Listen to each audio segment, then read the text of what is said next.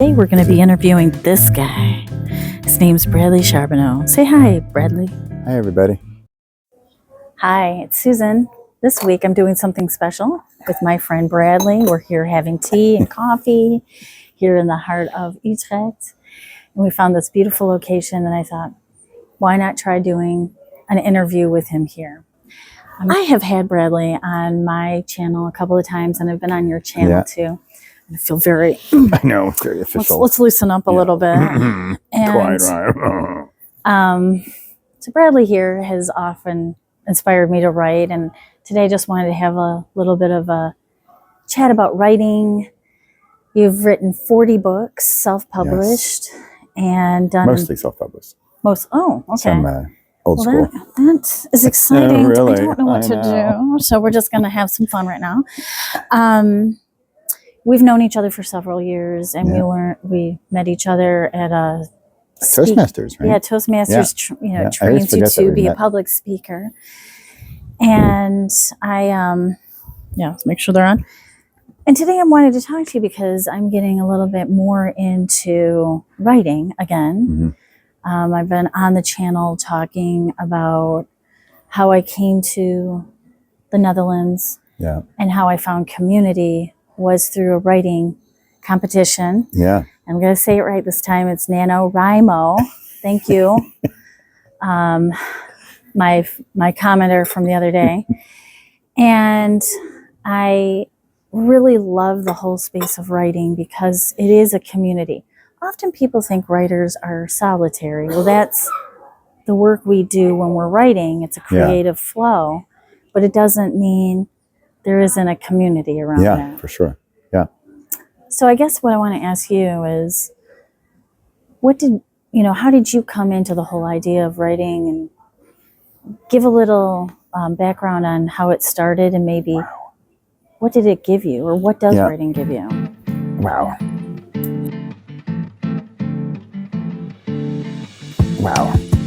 Thanks for having me, Susan. It's great to be here. It's our talk show. It's our talk show. Thank you, Susan. Thanks for being here. Yes.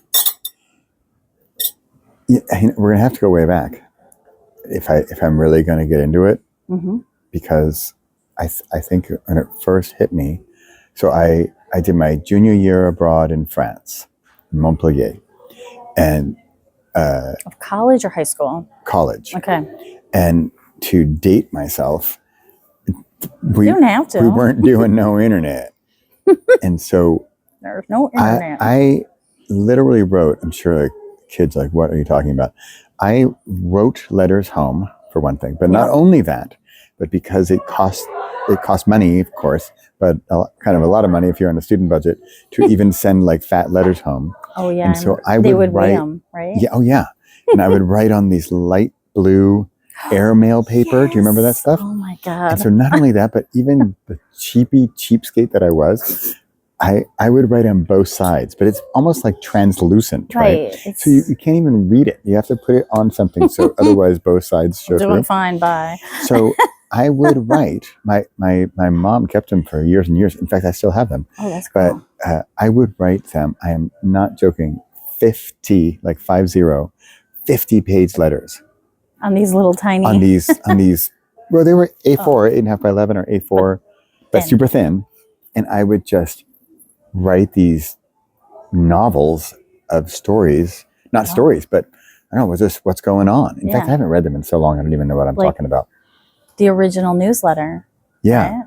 Like without the email. Yeah. Yeah. And so I wrote these, there's stacks of them. Oh, that's great. And I don't think this was intentional at all, but this got me into my writing practice. Yeah. But I think I was not most, but at least influenced by one of the very first books I read was Jaws by Peter Benchley. Okay. It's funny because I don't, certain books and you know the authors, of course, but like that one, and I doubt it's some highly literary masterpiece, but it was the first one where I really realized for the very first time the imagination that words on a page could bring into your own mind. Right. I was almost like a little kid where I looked Like, how am I seeing these images? How am I getting this visualization Yeah. through these words on a page? And how am I seeing this shark in this water? And I'm scared. Right. How am I scared by words? It's How does that funny, happen? right? So that was sort of the very early signs of writing, just letters to my parents, and then reading novels.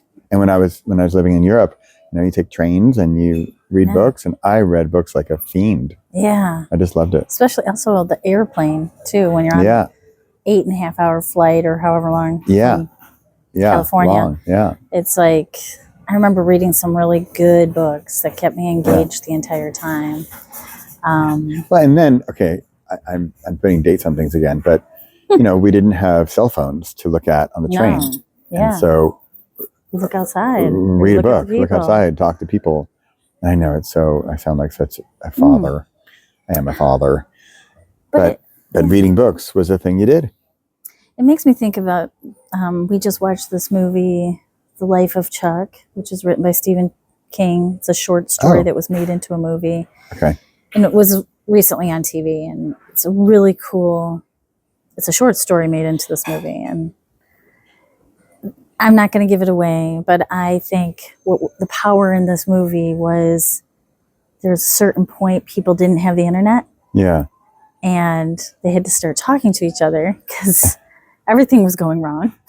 Yeah. Because nobody knew how to do things, like bridges were closing and roads and stuff, because everything was on the grid basically through the digital age. And there was something beautiful about that. Remembering people had to connect, right? To a certain, you know, you didn't have to talk to strangers on the train, but something goes wrong or something, you're more inclined than going to your phone to find out. Yeah. Right? Yeah. So, sorry, I'm just bringing that up because it is a different time, but it is also kind of it opens that door of imagination when you don't have this little phone in your hand all the time, right? Yeah. You know, it's interesting thinking back to that time in France, because I don't think at that time I thought very much about writing as a career or author or much at all, with the exception of it's some like fantasy dream that is such a fantasy that it'll probably never come true. And so just keep that fun fantasy thing, and it's not really going to happen, right? Yeah, that's me too. Yeah, and so that's the way I was back then. And then fast forward many, many years, and you know, then I did crazy things like an MBA degree. I chuckle. So you never, it was a fantasy, right? You were saying it was a fantasy that I didn't really ever think would come true. Yeah. And then those are safe, right? Because it's not really you. Right. That's what those people do. It's not me. Yeah. And I don't know why necessarily. Probably, no, okay, from my father. But my dad was very traditional and, you know, get a job and work for 40 years and get a watch and go on a cruise and retire, right? So, I love that. Which he kind of did. And the watch I did, and cruise. Yes, I did none of that. And so, but that's, I think, why I thought the whole writer career, right? That, you know, that's not serious. That's a hobby, and you know, that's for fun. And right. So I think I had that either consciously, but probably more subconsciously ingrained in me that that's not a real thing. So I could do it for fun, or I can do it on the train. I write little stories. But I couldn't stop, basically. Right, and you came back to it later, but in between, what did you do? What did you go into? Well, then I did all that real world stuff. Like I got an MBA, and I basically got an MBA. This is the weirdo that I am. I basically got an MBA. We love weirdos here. So that I could live in Europe. That was it. Sounds good to me. I know, but I'll never forget, because other people got MBAs to like get the right job or whatever. Yeah. And I didn't really care about the job I was going to get. In fact, I didn't care at all what job I was going to get. I just cared that if I do this thing, I can attain that other thing. Yeah. I kind of was the same way. MBA, that means I can get a work permit and work legally and make money, be able to pay rent and stuff in a foreign country. That's all I cared about. I did a similar thing. Yeah. So I was a French major. So I loved French. Oh, yeah. Okay. Yeah. And you lived in Germany, though. After. Right? The day after university, I moved to Germany. Makes no sense at all. Well, whatever. It's cool. I mean, it's Europe and it's different. And but that was kind of why I went into it. I didn't have a plan. I didn't know. I just loved speaking French. Yeah. And I was actually taught by a French woman in my hometown. Oh, wow. She lived in Normandy during World War II. Oh, wow. Yeah. And she taught me a lot about, I do this in one of my videos where, I mean, she had a heavy impact on me. She was like one of my favorite teachers because she took me on as a private student and she didn't do that for people. Wow. And I remember trying to get a French sentence right. And, you know, the verb is here, but then it's all messed up to us. And I said something like, oh, that's wrong, is what I said. Yeah. And then she said, it's not wrong. It's just different. Yeah. And that was like when I was 13. And that was like that's right. Yeah. I mean, that's right. Yeah. That's a better way to look at differences is that it's not right or wrong. It's just different. Yeah. And anyway, she taught a lot of those kind of things. And that's what culture is all about. Yeah. There's just different. You could apply the same logic to the idea that, oh, I need to go get a quote unquote real job and not be a writer. Right. So, which is what I did for many years. Right. And so, yeah. I think we all fall into that, right? And that the creative in us gets muzzled so that we can make a living. We both have children. We have to pay the bills. And so sometimes those things get squashed out. Yeah. That's a cameo appearance. Yeah. You guys want to know who that was? She was here earlier. She was going to lend Susan lipstick or the other way around. She was our tea lady. Anyway. Yeah. This is totally going on.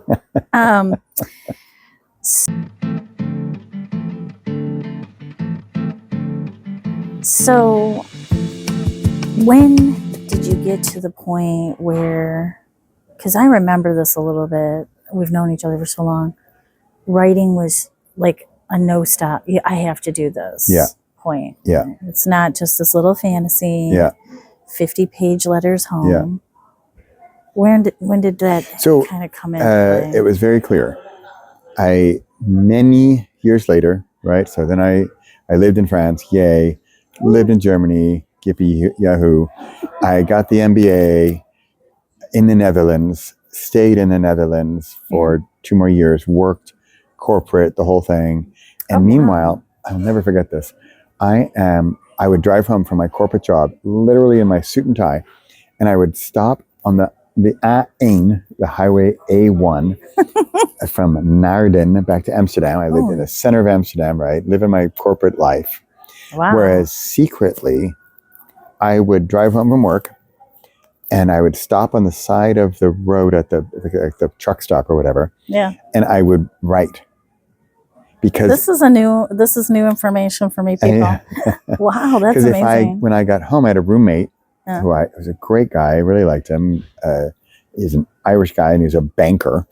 And so that was my secret life, right? And with my MBA buddies, right? And they knew me. I'm not your typical corporate guy. So I didn't fit in with the regular corporate crowd, but still they were friends enough where, well, it's weird. They were friends enough where I didn't tell them. Yeah. They were still my corporate dudes. And if I said I actually want to be a writer, they probably would have been okay with it. Who cares? Yeah. But they probably would have also said, it's going to give up that fancy apartment and your fancy job, right? Yeah. Which is true in a sense. Yeah. So I did this for many years. That's why they call it in the closet, right? I mean, there's other things that are in the closet. But I was in the writer's closet for many, many, many years.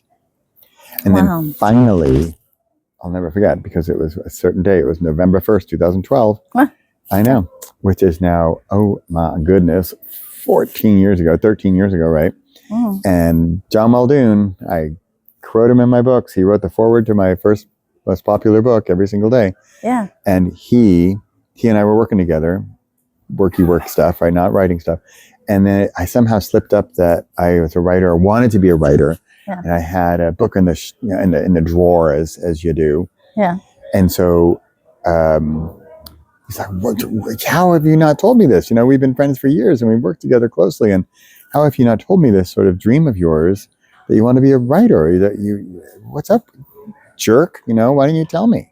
Yeah, I think, wow. And I could tell you exactly why, because as we kind of sort of alluded to earlier, if you keep these dreams like at a distance, right, and they're just kind of fantasies, and you think that's not really for me, that will never really happen for me, right, then you can't fail.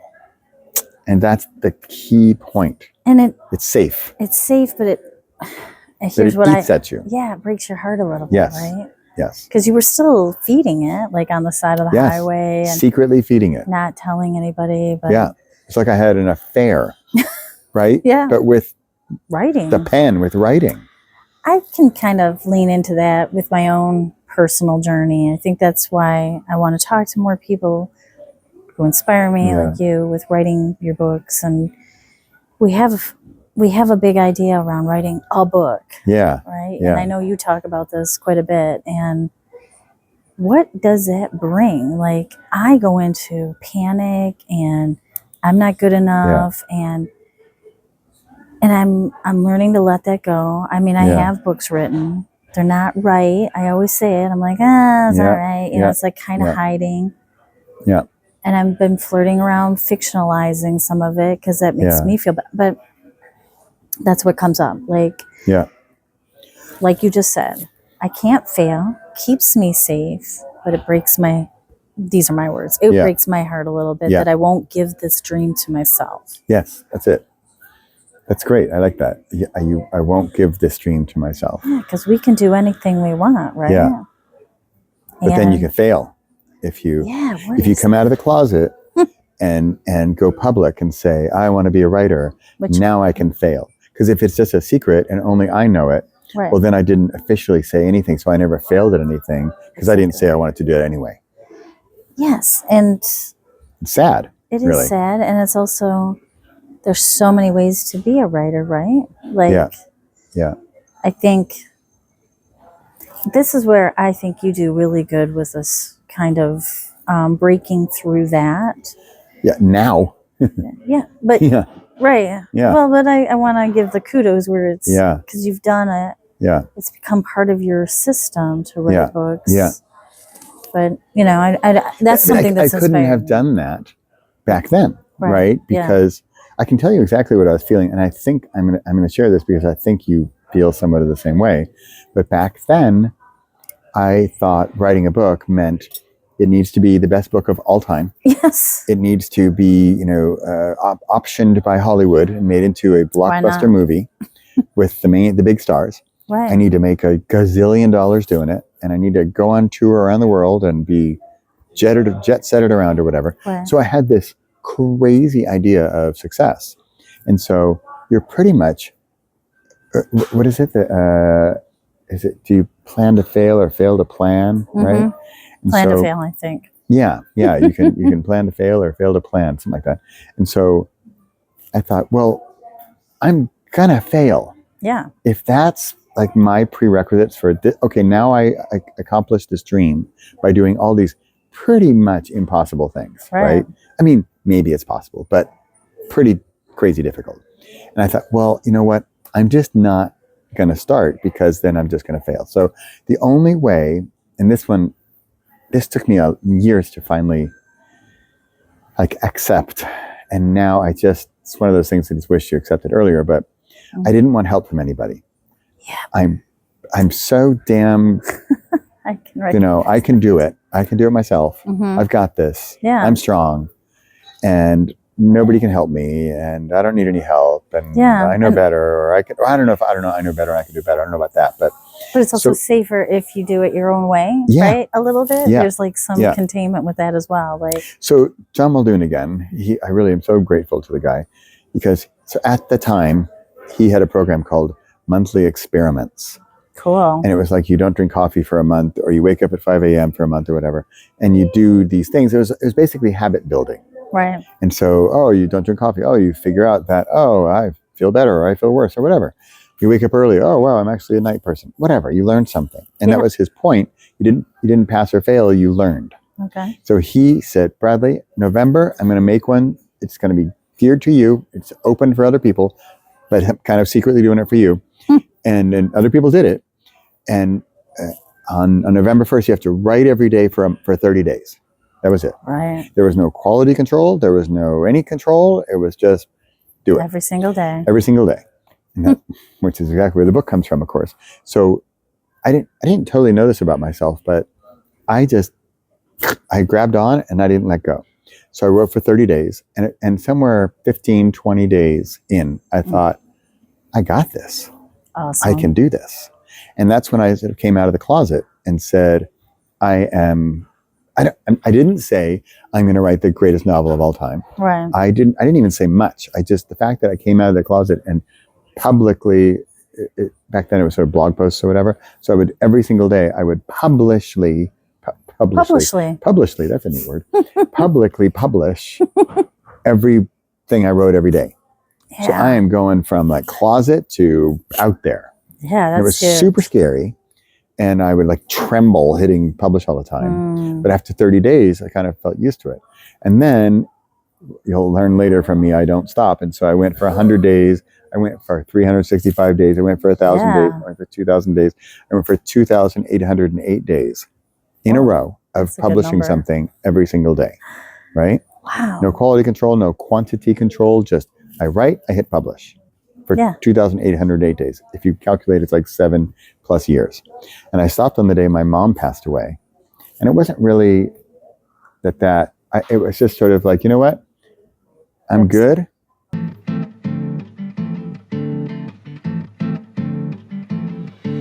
And from then on, it was easy. And it's sort of like, you talk about you're in shape, like physical shape, like for an athlete. You say, well, I could run 10 kilometers. I can't right now, by the way. Because you know why? Because I'm not in running shape. No. So then I'm in writing shape. And so over these 7 years, I had written so much. Remember, there's like, I'm not writing for an editor. I'm not writing really for a goal. It was just the habit. Right. It was the frequency, the every single day. There was literally times it was 10 to midnight. I'm like, oh my God, I didn't do it. And I would bang up something and hit publish at 11:59.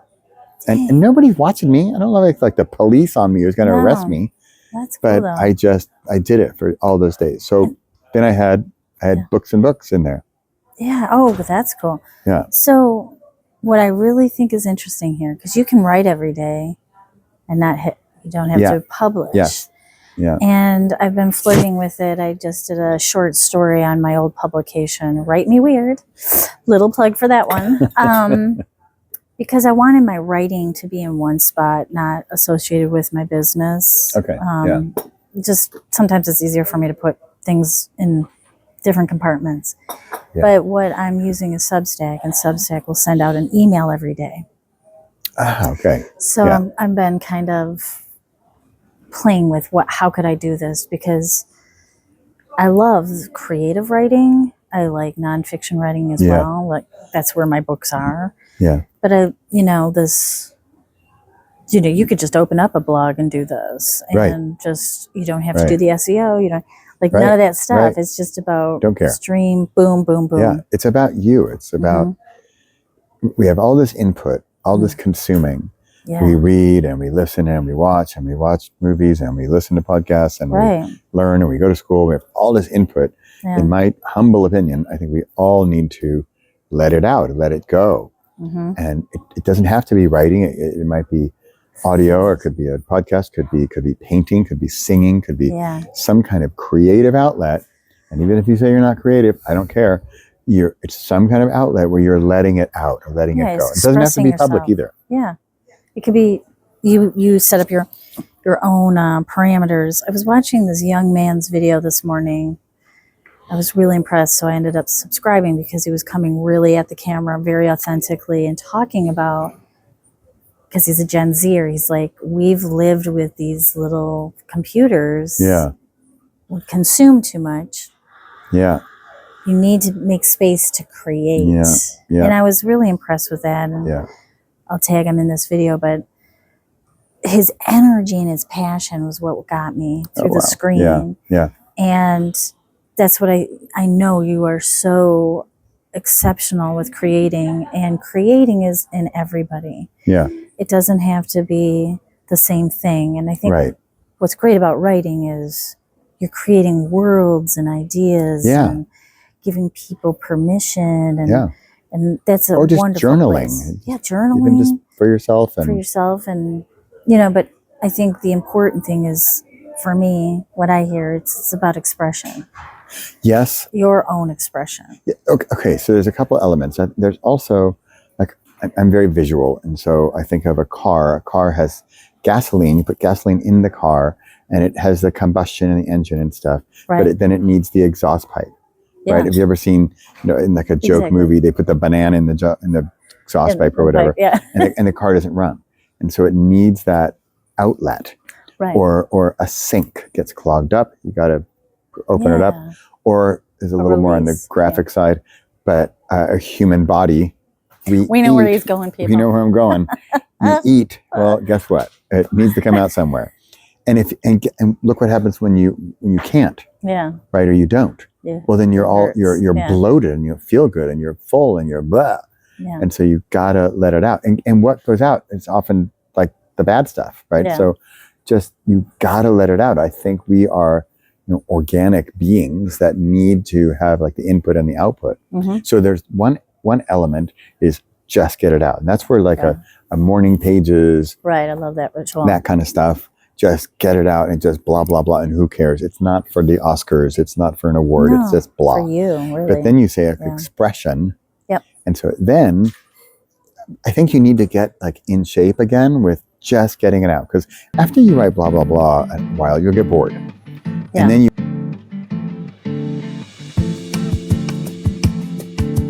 then you might want to start being more quote unquote creative. I think many people say, "Oh, I'm not creative." I say, I have a big thing with actually a guy we both know, David, and he talks about creative, and I talk about create.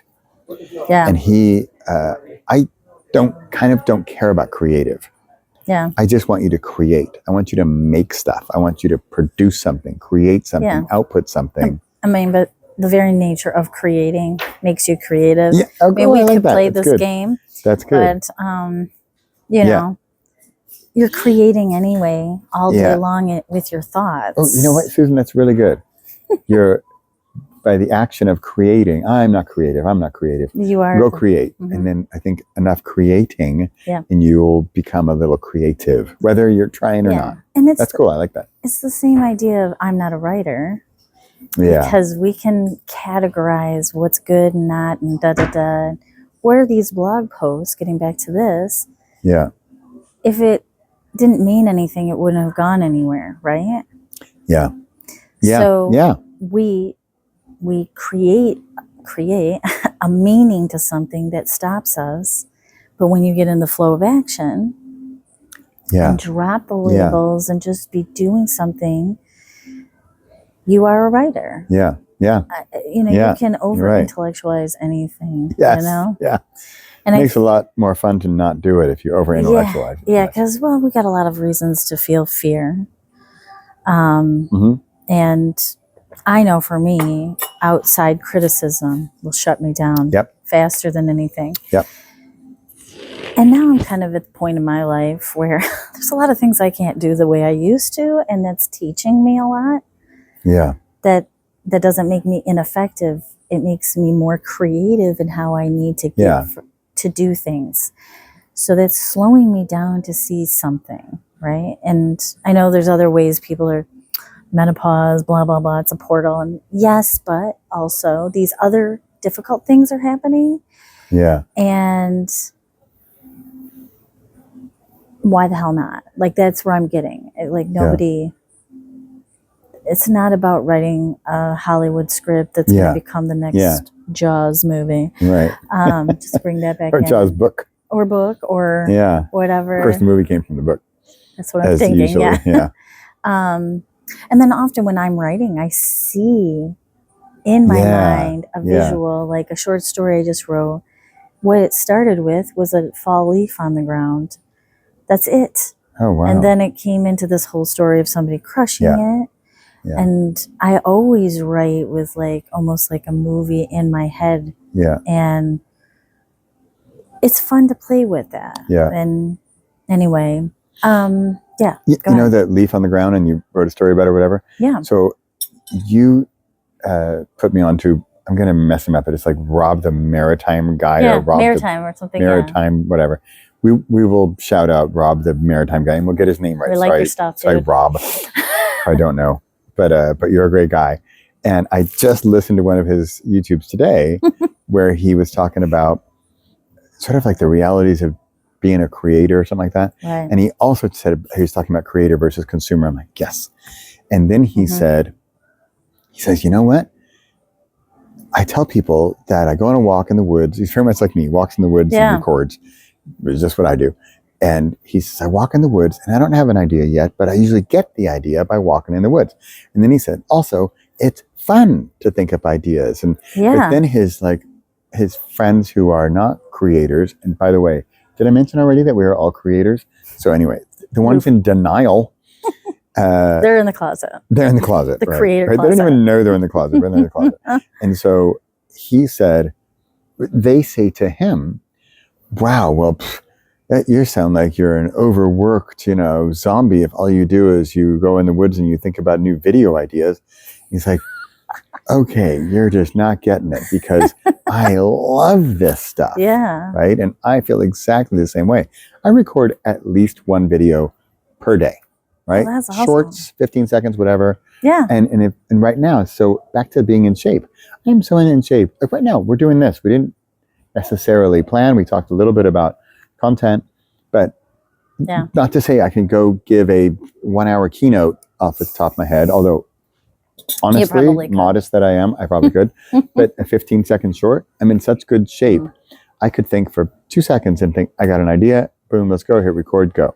And that's practice. That's practice. You're in shape. You're creator shape. You've got I also don't care about opinions anymore. Right.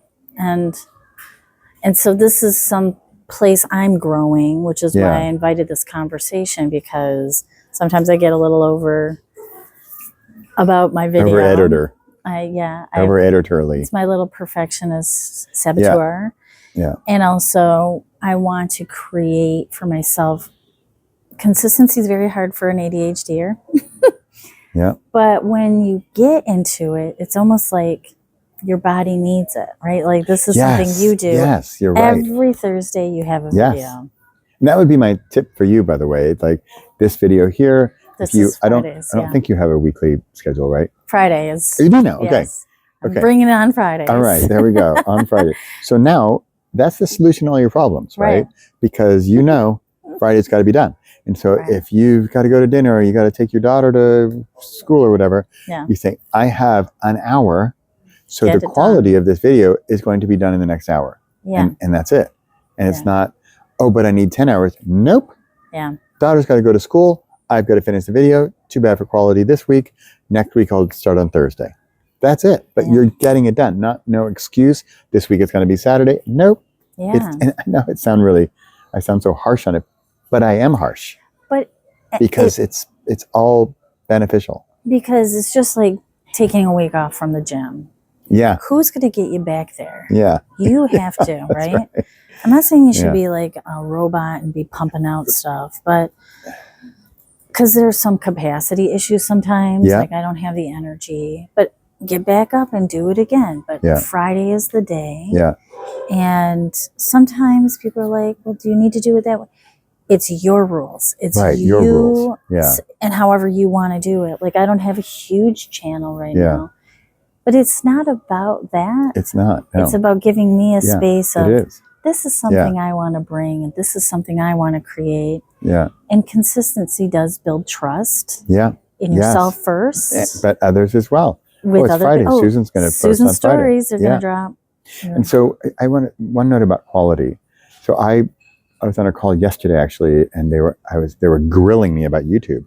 And I said, hey, look, I've gotten to 200,000 subscribers by goofing around.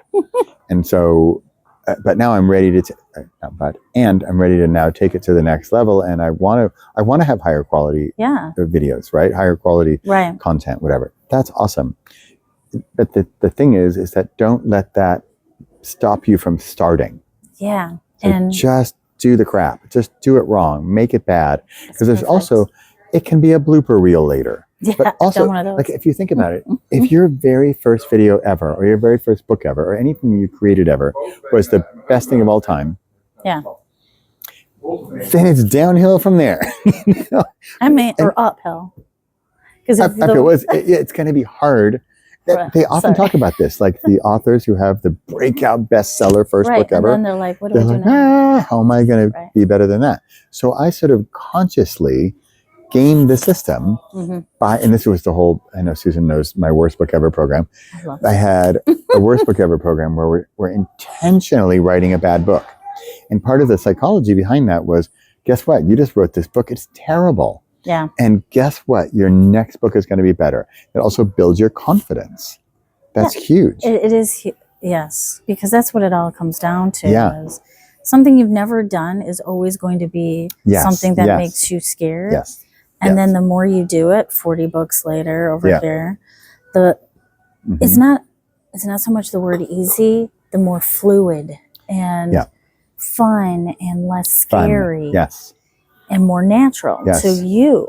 Good. So I love this conversation, and we might be doing it again because I think there's some tabs open here that I'll see it. Tabs open. That's a funny way to say it. You know, I was checking my browser on my phone yesterday. Oh, no. 388. How does your phone even work? Wow. But it's in the phone. So you know how like whenever you open up a browser, you don't see them unless you press the little button. Yeah. And I was like, how? What? 3? What? And it was just like, press the clear all. I mean, on the desktop, it's a different thing, but you know, because you could see them all. But anyway, back to, I really enjoyed this conversation and something we did not too far away from the location where that really, right down there. That really inspired me in a lot of ways. It inspired to tell my living in abroad. We both are American living in the Netherlands. And I'm feeling like that series for me is kind of coming to a close because I have a big goal this year. I said it on that video first because you said at the top of the video, our interview. Yeah. When you put it out there, then it becomes real and it's no longer, which can be scary, but it also can be exciting. Yeah. Right? Because it's a new adventure that you're giving to yourself. Yeah. Can I comment on that? Please. Spencer, who you know, he's a professional speaker, and he was talking about fear and excitement. Yes, and how they're like similar energy. They're similar energy. That it's almost like there's a glass wall in between them. And visual guy over here, I said, "Whoa!" The image that comes to mind we are on a rafting boat. Right. So you call those things a rafting boat. A couple of years ago in Thailand, and it's one of those, they got their photographers hiding out and they take these great photos of you, like, going over the edge of the waterfall or whatever. And so in the back of the boat are my two boys, and one boy is like holding on for dear life. His face is pure like terror. Like, this is the worst moment of my entire life. Right. I hate every second of this. And then there's my other son who's like, yes, and he's having the time of his life, and his is like, this is the best moment of my entire life. The two ways. They're on the same boat in the same picture. Wow. And there's fear and there's excitement. So funny, and so right? And they're experiencing the same thing at the same time. So two different people can experience fear, or even the same person can experience fear or excitement, and they're so close to each other. That's the trick, is that I used to be scared of writing a book or the blank page or hitting record on the phone for the camera. And now it's excitement. It's exciting. It's easier. It's making me flash to when I did my first stand-up comedy, 5 minutes. Yes. I don't have a problem being on a stage, but it's like my own content. Yeah. And will it be funny? And of course it was in a good environment, but it was still a pretty big stage. Yeah. 2 seconds before my name was called, I just decided I'm just going to have a good time. And you're always going to be nervous, and it wasn't perfect, but it was fun the whole time because this is something I created in my mind, and now it's landing, or, I had a few people talk to me about it, whatever, but that is what it's all about, is seeing what is possible. And we all are scared. I think when I look at creators in general, whether they write books or YouTube, I'm like, oh, I love how they do it this way. And it's okay to set up some standards for what you want to do. But I think what you're inviting in this conversation, or what I hear, is don't let that be the stop. Yeah. Like, don't be just like Rob the Mariner. Be you. Yeah. Do it sloppy, messy, because that's where you're going to learn. And, I like I said, we had this little conversation not too far away from here, and saying that I want to write a book. I've already written books. I have loads of books. They're just not published. Yeah. That's the thing. Yeah. And I watched that video back, and I was like, I could back out. We can all back out on it. Right. Yeah. And I've kind of stalled out on it, and I finally made a decision. Well, I'm just going to share these little pieces that I keep creating, much like your blog. Yeah. And talk to writers and get into the environment. Really helps me make it more alive. That's something for me. And that's what I did years ago when I moved here, and I did NaNoWriMo. Yeah. I think I did it right. And so many years I didn't know, but getting a community and talking to people, and because I still have a lot of thoughts and fears about it. Don't get me wrong. The community's great. I've in the past several years, I've been to so many writers' conferences, and you emceed one, right? Yeah, and I've been a regular writer at many of them, and it's scary. But then when you get together with other people in the same boat, it makes the fear a whole lot more exciting, right? Because you have more people with you. Yeah, and wow, my first book too. That was terrible, and they've moved on, and you learn from others, and it's good. So we're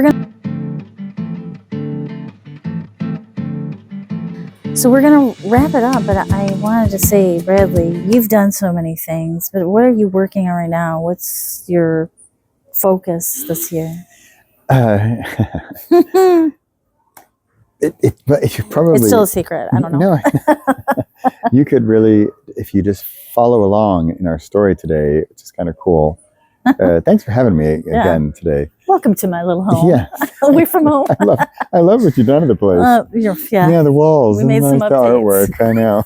Here comes our comedy side. Anyway. So,